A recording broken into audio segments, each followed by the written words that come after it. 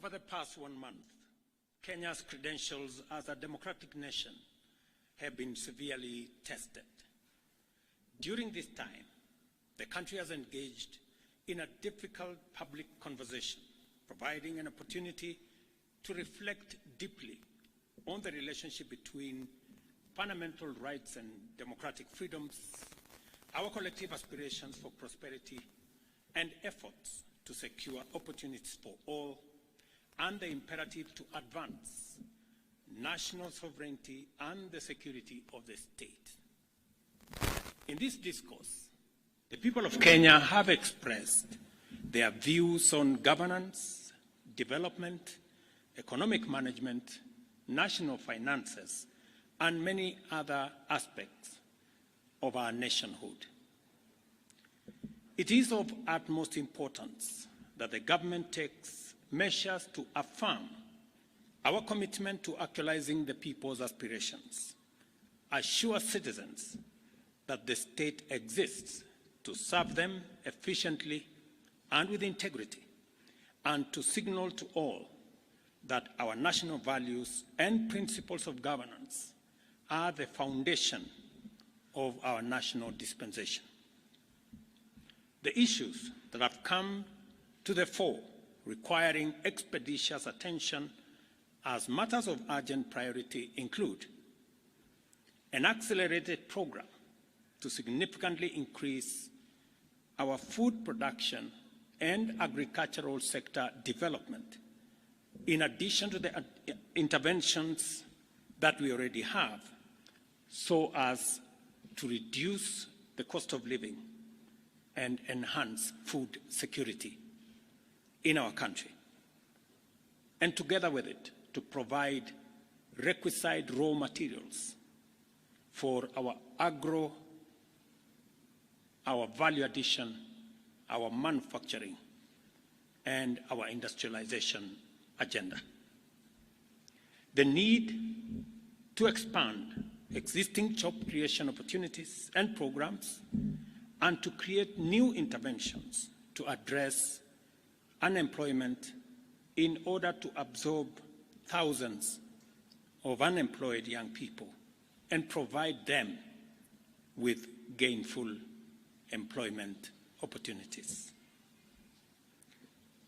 The necessity of a public conversation on innovative, prudent, transparent, and accountable use of public resources, along with people-friendly mechanisms for domestic resource mobilization and reducing public expenditure in a manner to make sure that we live within our means. Number 4, the imperative of addressing the significant challenge of public debt by establishing and implementing very clear mechanisms to reduce public borrowing and insulate the country from risks associated with debt accumulation, including prudent financial management to avoid debt distress. The importance of constituting a more inclusive government that unlocks the potential of citizens from all sectors to drive our national transformation and our unity. I gave the nation my undertaking to reflect at length on these issues that have been brought into sharp focus by the people of Kenya. I also promised to consult widely on the way forward, and I also promised to craft a broad-based government that would harness the enormous potential in our country to turbocharge our economic transformation and to provide for inclusive growth. While the events of the past 1 month have caused tremendous anxiety, concern, and uncertainty, the crisis has presented us with a greater opportunity as a nation to craft a broad-based and inclusive citizen coalition for national transformation and progress, made up of all Kenyans from all walks of life. It cannot be denied that our nation has been in a crisis caused by multiple and complex factors. Neither can we turn away from recognizing that the opportunity before us is greater than the crisis. Together, we have a chance to take our country where we all want it to be and make our nation, the Kenya we want, a great nation. For these reasons, I have consulted extensively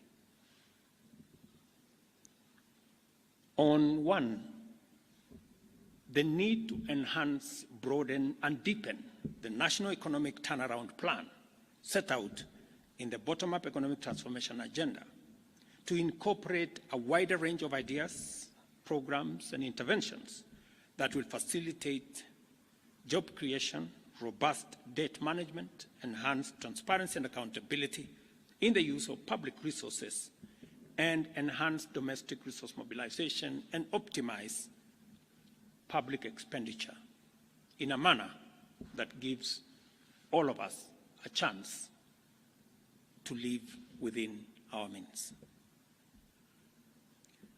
Consequently, I have started the process of forming a new broad-based cabinet to assist in driving the urgently needed and irreversible transformation of our country. I nominate the following first batch of 11 individuals for consideration and approval by the National Assembly for appointment as Cabinet Secretaries and Attorney General. Ministry of Interior and National Administration, Professor Kithure Kindiki. Ministry of Health, Dr. Deborah Mulongo Baraza. Ministry of Lands, Public Works, Housing, and Urban Development, Alice Wahome. Ministry of Education, Julius Migosi Ogamba. Ministry of Defense, Aden Bare Duale. Ministry of Agriculture and Livestock Development, Dr. Andrew Mwihia Karanja. Ministry of Environment, Climate Change and Forestry, Roslinda Soipan Tuya. Ministry of Water, Sanitation and Irrigation, Eric Muridhi Muga. Ministry of Roads and Transport, Davis Chircher. Ministry of Information, Communication and Digital Economy, Dr. Margaret Nyambura Ndungu. Attorney General, Rebecca Miano.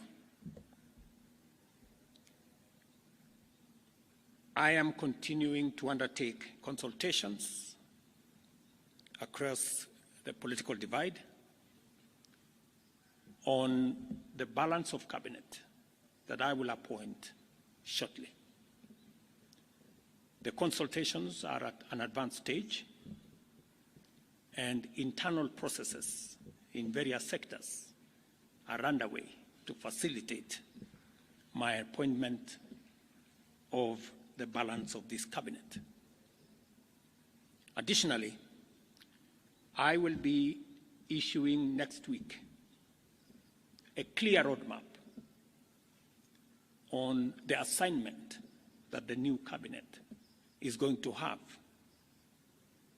with clear timelines and deliverables for us to harness the tremendous potential that exists in our nation and drive our country to greatness. Thank you very much, and God bless you.